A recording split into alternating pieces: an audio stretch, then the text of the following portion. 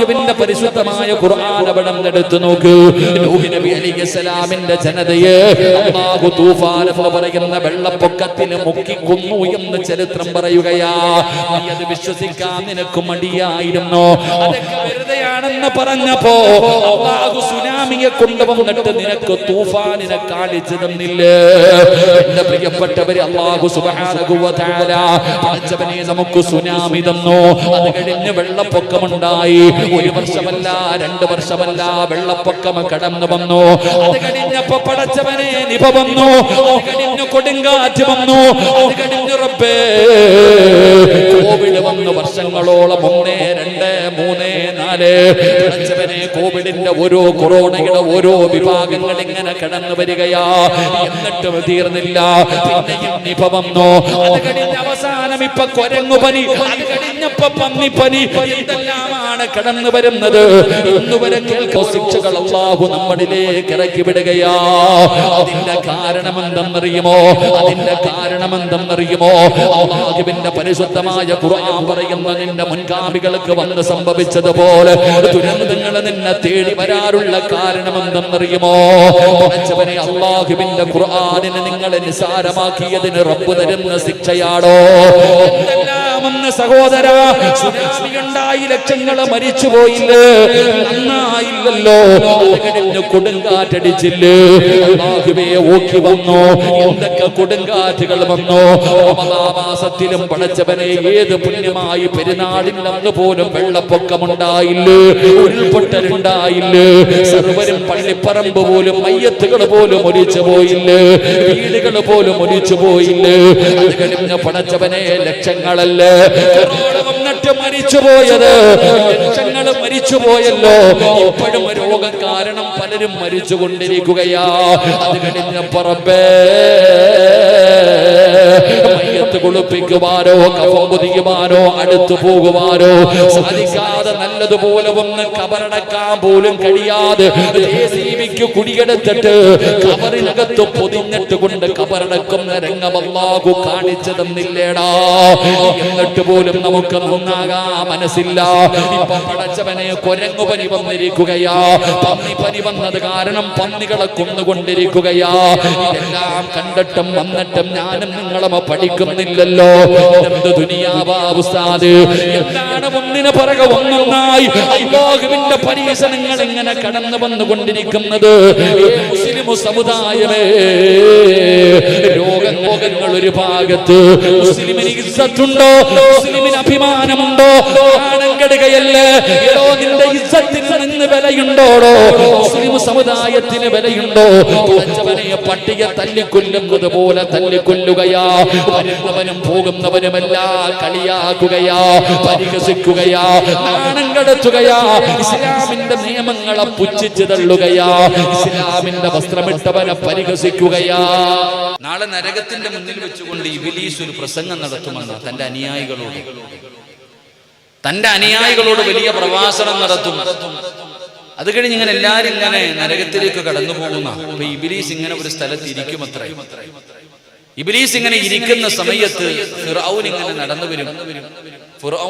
നടന്നു വരുമ്പോ ഇബ്ലീസ് ഇരിക്കുന്ന സ്ഥലത്ത് നിന്ന് എഴുന്നേറ്റ് നിൽക്കുമത്രേ. അവൻ ഇരിക്കുന്ന സ്ഥലത്ത് നിന്ന് എഴുന്നേറ്റ് നിൽക്കും. അപ്പോ ഫിർഔൻ ചോദിക്കും, നീ എന്താടാ എന്നെ കണ്ടപ്പോ എഴുന്നേക്കണേ? നീ ഒറ്റ ഒരുത്തനെ എന്നെ നശിപ്പിച്ചേ, എന്നെ പിഴപ്പിച്ചത് നീയാടാ. ഇന്ന് എന്നെ കണ്ടപ്പോ നീ കളിയാക്കുന്നോ? നീ എഴുന്നേക്കുന്നത് എന്താ? അപ്പൊ ഇബ്ലീസ് പറയും, നീ സാധാരണ ഒരാളൊന്നും അല്ല, അതുകൊണ്ടാണ് ഞാൻ എഴുന്നേറ്റെ. അപ്പൊ ചോദിക്കും, എന്താണ്? ഇബ്ലീസിനോട് ചോദിക്കും എന്തേ കാരണമെന്ന്. ആ സമയത്ത് ഇബ്ലീസ് പറയും, നിന്നെ മാത്രമല്ല ഞാൻ പിഴപ്പിച്ചത്, ഈ നരകത്തിൽ കിടക്കുന്ന സർവ്വ ആൾക്കാരെയും പിഴപ്പിച്ചത് ഞാനാണ്. നിന്നെയും ഈ നരകത്തിൽ കിടക്കുന്ന സർവ്വ ആൾക്കാരെയും പിഴപ്പിച്ചത് ഞാനാ, സമ്മതിച്ചു. പക്ഷെ ഇന്ന് വരെ ഞാൻ ആരോടും ഞാൻ അള്ളയാണെന്ന് പറഞ്ഞിട്ടില്ല. ഇബ്ലീസ് എന്താ പറയുന്നത്? ഞാൻ ഇന്ന് വരെ ആരോടും ഞാൻ അള്ളാണെന്ന് ഇന്ന് വരെ ഞാൻ ആരോടും പറഞ്ഞിട്ടില്ല. കാരണം എന്താ? അവൻ അള്ള ആരാണെന്ന് നല്ലതുപോലെ ഇബ്ലീസിനറിയാം. പക്ഷെ ആര് പറഞ്ഞു? ഫിർഔൻ പറഞ്ഞു, അന റബ്ബുക്കുമുൽ അഅല, ഞാനാ റബ്ബെന്ന്. അപ്പൊ ഇതിലെ ഏറ്റവും വലിയ ശൈത്താൻ ആരാണെന്ന് നിങ്ങൾ ചിന്തിച്ചാൽ മതി. അല്ലാഹു ഈമാൻ നൽകുമാറാകട്ടെ. ഇതിലെ ഏറ്റവും വലിയ ശൈത്താൻ ആരാ? അതാ റമദാൻ മാസത്തിൽ പോലും നോമ്പ് പിടിക്കാതെ നടക്കുന്ന എത്രയോ മുസ്ലിമീങ്ങൾ പള്ളിയുടെ മുറ്റത്ത് കിടക്കും, എന്നാലും പള്ളിക്ക് വരില്ല. ഖുർആനിന്റെ ആയത്തുകൾ കേട്ട് അതിന് നിസ്സാരമാക്കിയത് റബ്ബ് സീല് വെച്ച് കളയും. അള്ളാഹു അവരുടെ ഹൃദയം അടച്ചു കളയും. പിന്നെ എന്തു പറഞ്ഞാലും കേറൂല. അള്ളാഹു നമ്മളെ കാത്തിരക്ഷിക്കുമാറാകട്ടെ. 3, അള്ളാഹുവിന്റെ പരിശുദ്ധമായ ഖുർആൻ എവിടെന്ന് മൂന്നാമതായി പറയുകയാ. എന്റെ പ്രിയപ്പെട്ടവരെ, പരിശുദ്ധമായ ഖുർആനിന്റെ ആയത്തുകളിനെ അവഗണിച്ച് കളയുന്ന മനുഷ്യ, അല്ലാഹു അവർക്ക് കൊടുക്കുന്ന രണ്ടാമത്തെ ശിക്ഷ. മൂസാ നബി അലൈഹിസ്സലാം തന്റെ ജനത കണ്ടപ്പോ അവിടെ പ്രവാചകനായ മൂസാ നബിയെ വല്ലാതെ ഉപദ്രവിച്ചപ്പോ മൂസാ നബി അവരോട് ചോദിക്കുകയാണ്,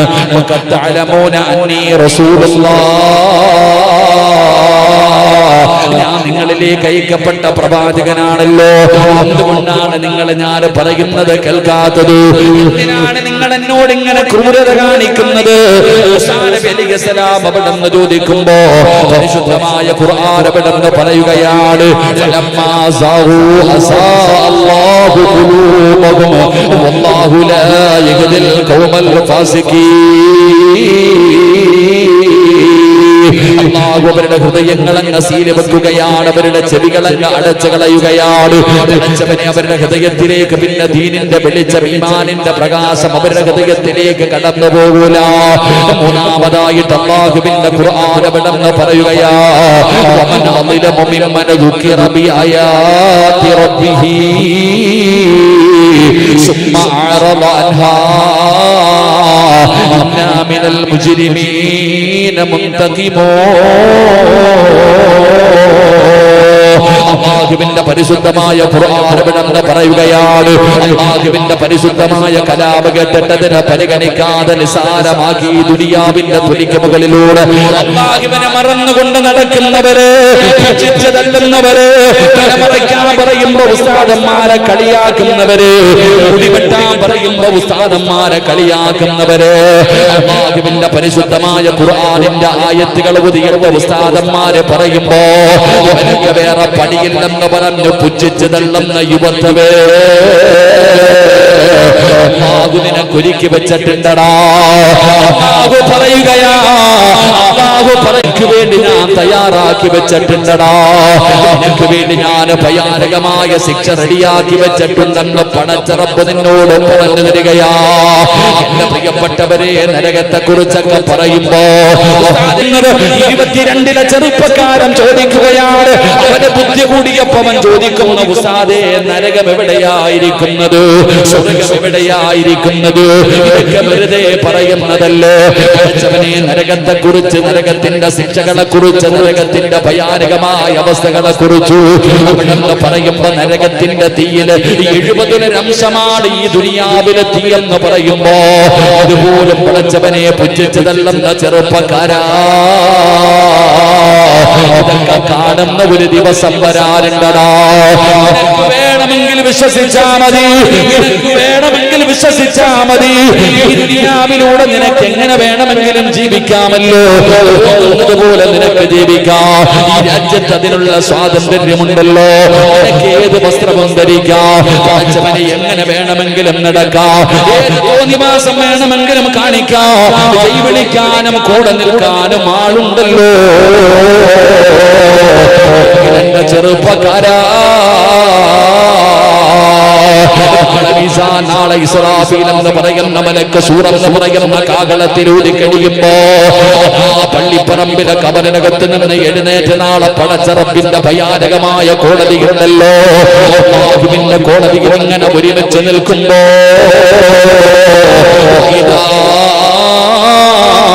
റഅത്തഹും മിൻ മകാനിൻ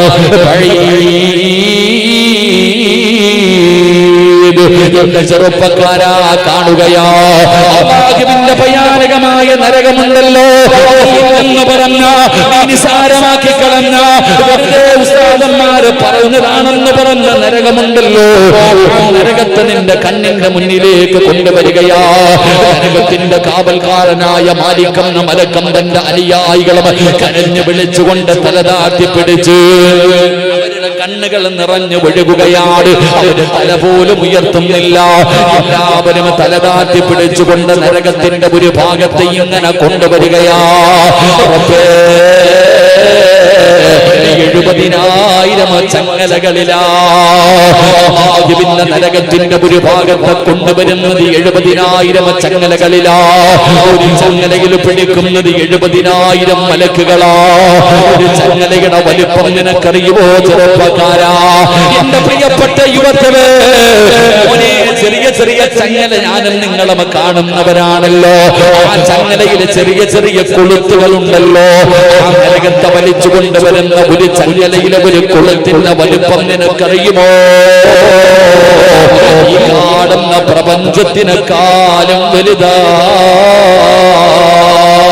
ഈ കാണുന്ന പ്രപഞ്ചമുണ്ടല്ലോ, ഒരു പ്രപഞ്ചത്തിനെക്കാളും വലുതാണ് നരകത്തെ വലിച്ചു കൊണ്ടുവരുന്ന ചങ്ങലയിലെ ഒരു കൊളുത്തിന്റെ വലിപ്പമെന്ന് മുത്തിനബിയവിടെന്ന് പഠിപ്പിക്കുമ്പോ നരകത്തിന്റെ കാവൽക്കാരനായ മാലിക്കും തന്റെ അനുയായികളും അല്ലാഹുവിന്റെ നരകത്തെ ഇങ്ങനെ വലിച്ചു കൊണ്ടുവരുമ്പോ എന്ന് പറഞ്ഞവനെ നീ നാളെ എന്തു പറയുമെന്നറിയുമോ? റബ്ബനാ അബ്സർനാ വസമിഅനാ ഫർജിഅനാ.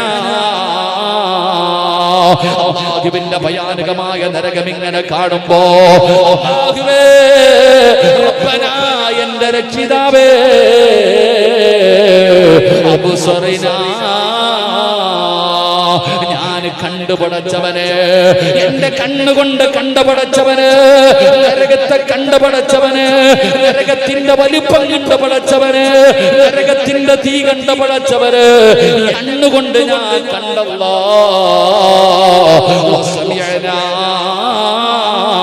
വിളിക്കുന്നത് കേൾക്കുന്ന പടച്ചവന്, അട്ടഹസിക്കുന്നത് കേൾക്കുന്ന പടച്ചവന്, നരകത്തിന്റെ വിളി പോലും എന്റെ ചെവി കൊണ്ട് കേൾക്കാമല്ലോ. ഫർജിഅനാ, ഒരു ചാൻസ് താ എന്ന് പരലോകത്ത് കിടന്ന് പറയുമെന്ന് അല്ലാഹുവിന്റെ വിശുദ്ധമായ ഖുർആൻ എന്ന് പറയുമ്പോ മാറുമറയ്ക്കാൻ പറഞ്ഞാ നിനക്ക് പുച്ഛമാ. അല്ലാഹുവിനെ പേടിച്ചുകൊണ്ട് ജീവിക്കണമെന്ന് പറഞ്ഞാ നീ പരിഹസിക്കുകയല്ലേ. ഇതൊക്കെ വെറുതെയാണെന്ന് പറയുന്ന പെങ്ങള്, ഈ രാജ്യത്ത് നിനക്ക് എങ്ങനെ വേണമെങ്കിലും ജീവിക്കാമല്ലോ. പുതിയ നിയമം വരികയാണ്, ആണിനും പെണ്ണിനും ഒരുമിച്ചിരിക്കാമല്ലോ. എടോ, കല്യാണം കഴിഞ്ഞ പെണ്ണ് സ്വമനസാല ഒരു തന്റെ കൂടെ കിടന്നാല് കേസില്ലാത്ത എന്തെങ്കിലും പറഞ്ഞു പോയാൽ അവനെ പിടിച്ചകത്തിടും നിയമം. നമ്മുടെ രാജ്യം എങ്ങനെ പോകുന്നു സഹോദര സഹോദരി? ഉല്ലസിച്ച് ജീവിക്കാൻ ഒരു കുഴപ്പമില്ല. പറയുന്നവനെ ട്രോളാനാള്, പറയുന്നവനെ പരിഹസിക്കാനാള്. ഇവനൊക്കെ ഏത് കാലം 6-ാം നൂറ്റാണ്ടിലെ കാട്ടറബിയോടെ ഇവനൊന്നും വ്യവനം വെച്ചില്ലട ഉസ്താദന്മാര്. ഇവനൊക്കെ നടക്കുക, സ്വർഗത്തിൽ പഴവുണ്ട്, സ്വർഗത്തിൽ പദവിയുണ്ട്, സ്വർഗത്തിൽ കൊട്ടാരമുണ്ട് എന്ന് പറഞ്ഞിട്ട് കളിയാക്കുന്ന കാലം, പറയുന്നവനെ പുച്ഛിക്കുന്ന കാലം. എങ്ങനെ വേണമെങ്കിലും നടന്നോ നിങ്ങൾക്ക് എങ്ങനെ വേണമെങ്കിലും നടക്കാം. അല്ലാഹു പറയുകയാ, പരിശുദ്ധമായ ഖുർആൻ പറയുന്നു, നിങ്ങൾക്ക് വേണ്ട രീതിയിൽ നിങ്ങൾക്ക് ജീവിക്കാം. ഖുർആൻ പറഞ്ഞില്ലേ, ഇന്നാ ഹദൈനാഹു സബീല ഇമ്മാ ഷാകിറ വ ഇമ്മാ കഫൂറ. ഏത് വഴി വേണമെങ്കിലും തിരഞ്ഞെടുക്കാം. അതിനുള്ള സ്വാതന്ത്ര്യം അല്ലാഹു നമുക്ക് നൽകിയിട്ടുണ്ട്. അല്ലാഹു സുബ്ഹാനഹു വ തആല എനിക്കും നിങ്ങൾക്കും പ്രായപൂർത്തിയായപ്പോ അല്ലാഹു പറയുന്നു, മോനെ, ഇത് സ്വർഗ്ഗത്തിലേക്കുള്ള വഴി, ഇത് സ്വർഗ്ഗത്തിലേക്കുള്ള വഴി. കഷ്ടപ്പാടാ. ഇതിലേ പോകണമെങ്കിൽ ഞാൻ പറയുന്നത് പോലെ അനുസരിക്കണം. ഈ കാണുന്ന വഴിയിലൂടെ നീ സഞ്ചരിച്ചാൽ ഇന്നാ ഹദൈനാഹു സബീല ഇമ്മാ ഷാകിറ. അല്ലാഹു പറയുകയാ, മോനെ, ഈ കാണുന്ന വഴിയിലൂടെ സഞ്ചരിച്ച സ്വർഗ്ഗത്തിൽ പോകാം. കള്ളുകുടിക്കാൻ പറ്റൂല, വ്യഭിചരിക്കാൻ പറ്റൂല, പലിശ തിന്നാൻ പറ്റൂല, മുടി വളർത്താൻ പറ്റൂല, കീറിയ പാണ്ടിടാൻ പറ്റൂല. നീ അല്ലാഹുവിനെ ഭയന്ന് ജീവിക്കണം, നിസ്കരിക്കണം, ഖുർആൻ ഓതണം, ദിക്ർ പറയണം, അല്ലാഹനെ പേടിച്ച് ജീവിക്കണം. ഇങ്ങനെ സഞ്ചരിച്ചു പോയ സ്വർഗ്ഗത്തിൽ പോകാം. ഈ കാണുന്ന വഴി കള്ളുകുടിക്കാം, വ്യഭിചരിക്കാം, ഊടുതുണിയില്ലാതെ നടക്കാം, എന്തു തോന്നിവാസവും കാണിക്കാം. ഒരാളും ചോദിക്കൂല, ഒരാളും തടയൂല. ഇതിലേ പോയാൽ അവസാന ഒരു കുണ്ടാണ്. അള്ളാഹു നമ്മളെ കാക്കുമാറാകട്ടെ. നിനക്ക് ബുദ്ധിയുണ്ടല്ലോ, ഏത് വേണമെന്ന് നീ തീരുമാനിക്കുക. എന്റെ പ്രിയപ്പെട്ടവരോട് ഞാൻ പറയുന്നു, ഇപ്പൊ എല്ലാവരും പടച്ചവനെ ആണും പെണ്ണും ഒന്ന് ആലോചിച്ചു നോക്കി. എന്തൊക്കെയാ ആണും പെണ്ണിന്റെ അവസ്ഥകളൊക്കെ ഒന്ന് ചിന്തിക്കും സഹോദര. ഫേസ്ബുക്ക് എടുത്തു നോക്കിയാൽ, വാട്സപ്പ്, എന്തിനാ ഫേസ്ബുക്കും യൂട്യൂബും ഇൻസ്റ്റാഗ്രാം ഒക്കെ എടുത്തു നോക്കിയാൽ നമ്മുടെ താത്താമാരുടെയും നമ്മുടെ പെമ്മക്കളുടെ ഒക്കെ വീഡിയോകളൊന്ന് കാണേണ്ടതാണ്. ആൺകുട്ടികളും പെൺകുട്ടികളും എന്താ റഹ്മാനെ കാണിച്ചുകൊണ്ടിരിക്കുന്നത്. ഒരു ബോധവുമില്ലല്ലോ. എന്തൊക്കെ തോന്നിവാസങ്ങൾ, എങ്ങനെയുള്ള വീഡിയോകൾ, വൃത്തികെട്ട വീഡിയോകൾ. പടച്ചവനെ എന്തെല്ലാമായില്ലേ. അൽഹംദുലില്ലാഹ്. ഒന്ന് ചിന്തിച്ചു നോക്കൂ സഹോദരങ്ങളെ. കുറെ എണ്ണം വന്നിരിക്കും ചാമ്പുന്ന കാലം. ചാമ്പിക്കോ എന്ന് പറഞ്ഞിട്ട് കുറെ എണ്ണം അങ്ങനെ കുറെ എണ്ണം ചാമ്പിക്കുന്നതിന്റെ പുറകെ നടക്കുന്നു. വേറെ ആണും പെണ്ണും ചാമ്പിക്കൊണ്ട് നടക്കാം. നിന്നെയൊക്കെ റബ്ബെടുത്തിട്ട് ചാമ്പുന്ന ഒരു ദിവസം വരാനുണ്ട്. അത് ഓർക്കണില്ലല്ലോ. എന്റെ പ്രിയപ്പെട്ടവരിൽ സാരം എല്ലാവരും, പ്രായമുള്ളവരും കുട്ടികളും എല്ലാവരും എന്തൊക്കെ രീതിയിലുള്ള വീഡിയോകൾ എന്ന് വിളിച്ചുകൊണ്ട് നടക്കാം. എല്ലാത്തിനും എന്ത് വേണമെങ്കിലും ചെയ്യാം എന്റെ പ്രിയപ്പെട്ട സഹോദരങ്ങളെ, സഹോദരിമാരെ. പക്ഷെ അള്ളാഹ് പറഞ്ഞത് എന്തെന്നറിയോ? ഖുർആനിലെ ഒരായത്ത് ഞാൻ പറഞ്ഞു തരാം. എന്തും മറന്നാലും ഇത് മറക്കരുത്. എന്റെ പ്രിയപ്പെട്ട യുവത്വത്തിനോട്, എന്റെ ഉപ്പമാരോട്, എന്റെ ഉമ്മമാരോട് പറയുന്നു, നിങ്ങൾ ഏതായത്തും മറന്നാലും 6600 പരം വരുന്ന ആയത്തുണ്ടെന്ന 6666 ആയത്തുണ്ടെന്നൊന്നും ഞാൻ പറയണില്ല. പരിശുദ്ധമായ ഖുർആനിൽ ആയത്തുകളുണ്ട്. നിങ്ങൾ എടുത്തു വെച്ച് നോക്കി. ഏതായത്ത് മറന്നാലും ഒരായത്ത് നിങ്ങൾ മറക്കരുത്.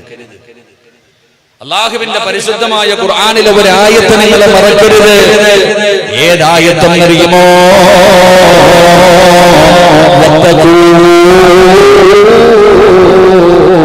യൗമന തുർജഊന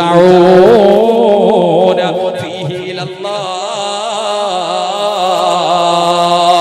മറക്കല്ലേടാ ചെറുപ്പക്കാരാ, പെണ്ണന്മാരെ, എന്റെ പ്രിയപ്പെട്ട പെണ്ണുകളെ, കോളേജിൽ പഠിക്കുന്ന +1-നും +2-നും 10ാം ക്ലാസ്സിലും പഠിക്കുന്ന എന്റെ പൊന്നു സഹോദരിമാരെ, ഏതായത്ത് മറന്നാലും നീ മറന്നു പോകരുത്. ചെറുപ്പക്കാരാ, അല്ലാഹു പറയുകയാ, ഈ ആയത്ത് ഏതെന്നറിയുമോ? അല്ലാഹുവിന്റെ പ്രവാചകന്റെ സ്വഹാബികളിൽപ്പെട്ട ഒരു ചെറുപ്പക്കാരനുണ്ട്. അല്ലാഹുവേ, യുദ്ധത്തിന് വേണ്ടി കടന്നു പോവുകയാണ്. സ്വഹാബാക്കൾ യുദ്ധത്തിന് വേണ്ടി കടന്നുപോയി. ഒരു നാട്ടിലെത്തിയപ്പോ ഒരു സുന്ദരിയായ പെണ്ണിനെ കാണുകയാണ്. യുദ്ധത്തിന്റെ നടുവിലൂടെ നടന്നു പോകുന്ന സൗന്ദര്യറാണിയായ ഒരു ചെറുപ്പക്കാരിയായ പെണ്ണിനെ കാണുകയാ. പെണ്ണിനെ കണ്ടപ്പോ ഒരു ചെറുപ്പക്കാരൻ ആ പെണ്ണിനോട് വല്ലാത്ത പ്രണയം തോന്നുകയാണ്. യുദ്ധത്തിന് പോയവനാണ്. പടച്ചവനെ ആര് പറഞ്ഞിട്ടും കേൾക്കാതെ ആ പെണ്ണിന്റെ അടുക്കൽ പോയിട്ട് തന്റെ ആഗ്രഹം പറയുമ്പോ പെണ്ണ് പറയുകയാ, എന്റെ മതത്തിലേക്ക് കടന്നു വന്നാൽ ഞാൻ നീ പറയുന്നത് സമ്മതിക്കാം. നീ നിന്റെ മതം കളഞ്ഞിട്ട് എന്റെ കൂടെ വന്നാ നമുക്ക് ഒരുമിച്ച് ജീവിക്കാം. സഹാബികൾ പറയുന്നത് കേൾക്കാതെ ചെറുപ്പക്കാരൻ അവിടെ നിന്ന് മതം മാറിയിട്ട് അവനിന്റെ മതം സ്വീകരിക്കുകയാ. പടച്ചവനെ, ചരിത്രം പറയുന്ന യുദ്ധം പോലും അവിടെ നിന്ന് പരാജയപ്പെടുകയാണ്. സഹാബത്ത് തിരിച്ചു വന്നു. ഒരുപാട് നാളുകൾ കഴിഞ്ഞു. അല്ലാഹുവേ, അന്ന് യുദ്ധത്തിൽ പങ്കെടുത്ത ഒരു സ്വഹാബിയ നാട്ടിലൂടെ യാത്ര പോകുമ്പോ കൂട്ടുകാരനെ കുറിച്ച് ഓർമ്മ വരികയാ. പണ്ട് യുദ്ധത്തിന് വന്ന ഒരു പെണ്ണിനെ കണ്ടപ്പോ മതം മാറി വിവാഹം കഴിച്ച് അവരുടെ കൂടെ കൂടിയല്ലോ. അവനെ കുറിച്ചൊന്നും അറിയണമല്ലോ.